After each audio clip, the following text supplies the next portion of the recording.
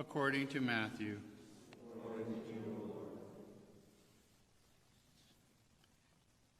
At that time Jesus exclaimed, I give praise to you, Father, Lord of heaven and earth, for although you have hidden these things from the wise and the learned, you have revealed them to the little ones.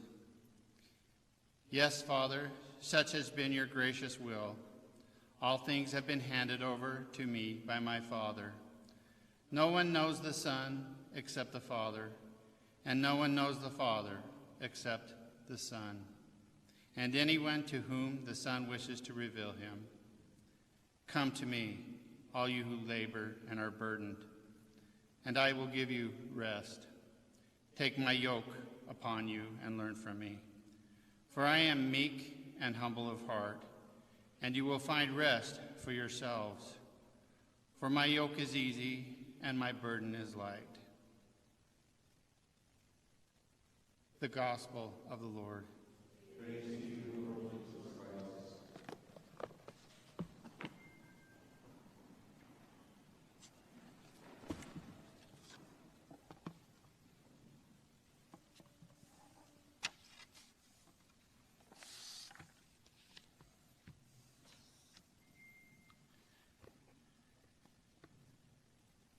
Welcome, family and friends of Kathy.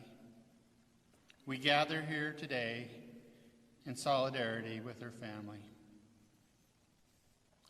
I want to start by describing a poem that I read recently, and I'm not going to read the poem, that I read by Henry Van Dyke called Gone From My Sight, and I'm just going to describe it a little bit. Henry begins the poem by stating, I'm standing on a seashore. You can imagine that, standing on a seashore. He continues to describe that a beautiful ship is by his side, is spreading her white sails to the morning breeze. A journey begins. A ship goes forth. It gets smaller and smaller against the horizon until the white ribbon sails are mixing with a string of clouds. Someone at his side says, there, she's gone. Gone where? Gone from my sight. That is all. John Henry ends this poem by stating that there are other voices on the other side of the horizon that are shouting eagerly, here she comes. That is dying. For those who have faith, Kathy is not gone. She is like a passenger on the sailboat in the poem that has left the horizon of our sight.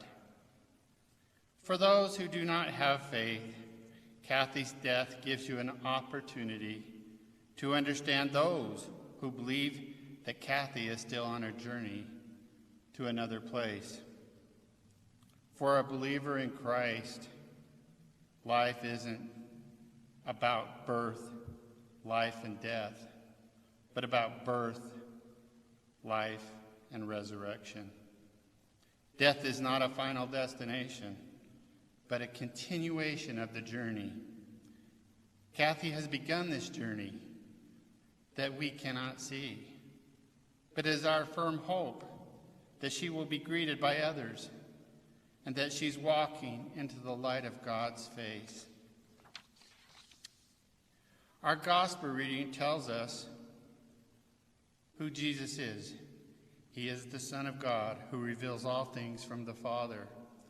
He also tells us who will receive these truths, anyone whom Jesus wishes to reveal them. We are most childlike when we are confronted with the mysteries of life, especially birth and death. Before such events, we fall silent and we become childlike. which makes us open to our natural hopes that death is not the end of things, but only the beginning. Christ reminds us to come to him, all you who labor and are burdened, and I will give you rest. Here Christ is inviting us to rest in him. It is here in the silence of our own suffering where Jesus meets us. He says, "Take my yoke upon you and learn from me, for I am meek and humble of heart, and you will find rest for yourself. For my yoke is easy and my burden is light." So this is a time for us to grieve Kathy's departure from our sight.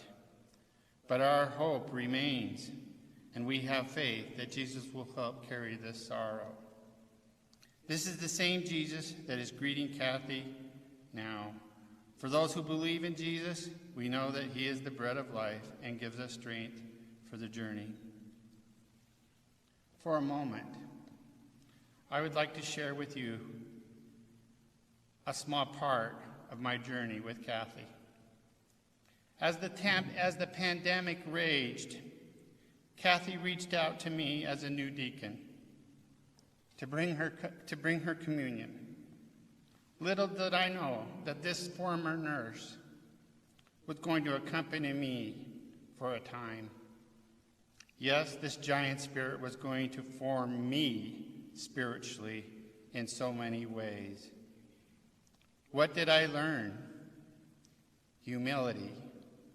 Her vocation as a nurse was a huge gift to the world, but she didn't see it that way. Every visit with Kathy turned into a beautiful conversation about faith. Often I would remind her of what a gift she was to those who served her,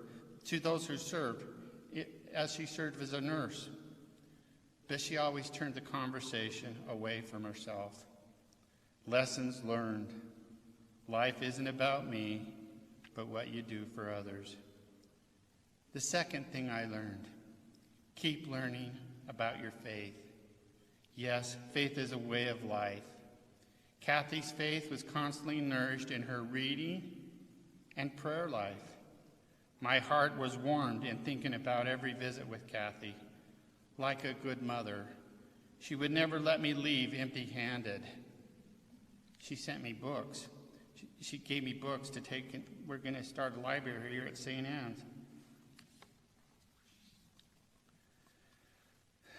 The third thing I learned, love of family. Kathy's love for her family was strong. Let nobody doubt that. The fourth thing I learned, be prepared.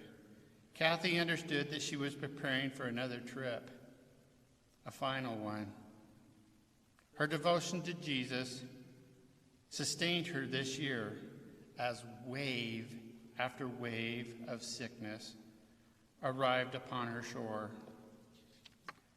Now, we are going to do what she loved doing so much, receive communion. Indeed, our Good Shepherd comes to feed us and journey with us. Thank you, Kathy, for your wonderful example.